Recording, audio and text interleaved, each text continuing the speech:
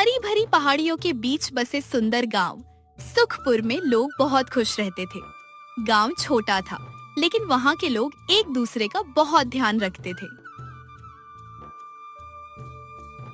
एक दिन गांव के बाजार में एक नई पानी पूरी की दुकान खुली। दुकान चलाने वाली लड़की बहुत सुंदर थी। उसके लंबे काले बाल, चमकती आंखें और मीठी मुस्कान देखकर हर कोई उसकी ओर आकर्षित हो जाता था। उसका नाम था माया।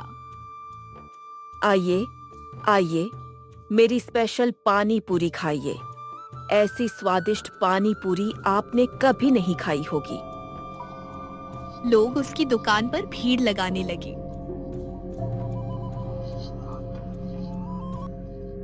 अगले कुछ दिनों में गांव में अजीब घटनाएं होने लगी। जो लोग रात में माया की दुकान से पानी पूरी खाते, वे अगले दिन अचानक गायब हो जाते। मेरा बेटा कल रात पानी पूरी खाकर आया था, सुबह से कहीं नहीं मिल रहा।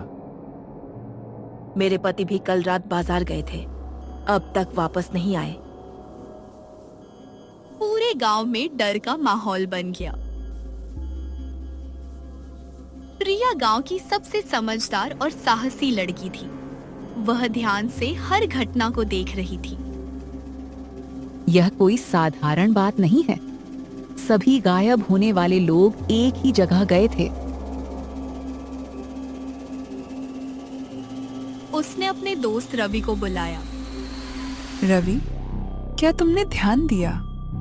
जो लोग गायब हुए वे सभी माया की दुकान पर गए थे। क्या तुम कहना चाहती हो कि माया इसके पीछे है? मुझे पूरा यकीन नहीं है, लेकिन कुछ रहस्य जरूर छिपा है। उस रात प्रिया और रवि छिपकर माया की दुकान के पास पहुंचे। बाजार सुनसान था। हवा तेज चल रही थी। पेड़ों की शाखाएं हिल रही थीं। अचानक आधी रात को माया दुकान बंद करने लगी। लेकिन फिर कुछ ऐसा हुआ जिसने दोनों को हैरान कर दिया। माया के चारों ओर काला धुआं फैलने लगा। उसकी आंखें चमकने लगीं। उसका चेहरा बदलने लगा। प्रिया, ये क्या हो रहा है?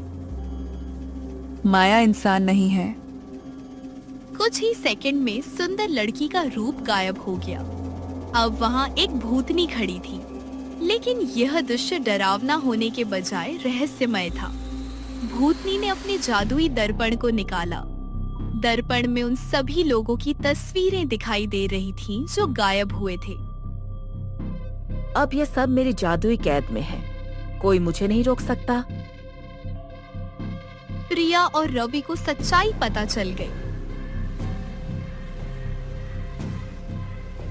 अगली सुबह दोनों दादी माँ के पास पहुंचे।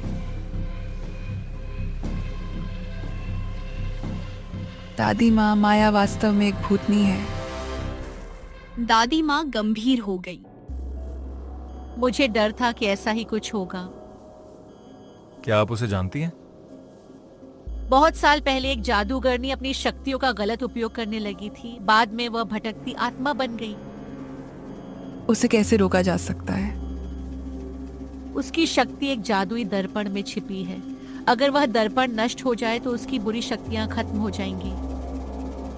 प्रिया ने एक योजना बनाई। हमें उस दर्पण तक पहुंचना होगा। लेकिन वो बहुत खतरनाक है। अगर हम डर गए तो गांव वाले कभी वापस नहीं आएंगे।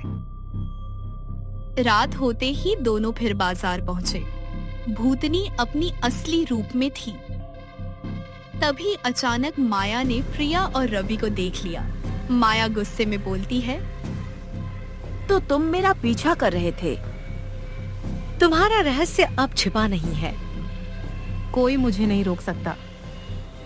भूतनी ने जादुई धुआं फैलाया। रवि डर गया, लेकिन प्रिया साहस के साथ आगे बढ़ी। भूतनी ने अपना दर्पण निकाला। उसी पल प्रिया ने दादी माँ द्वारा दिया गया जादुई प्रकाश पत्थर दर्पण की ओर फेंका।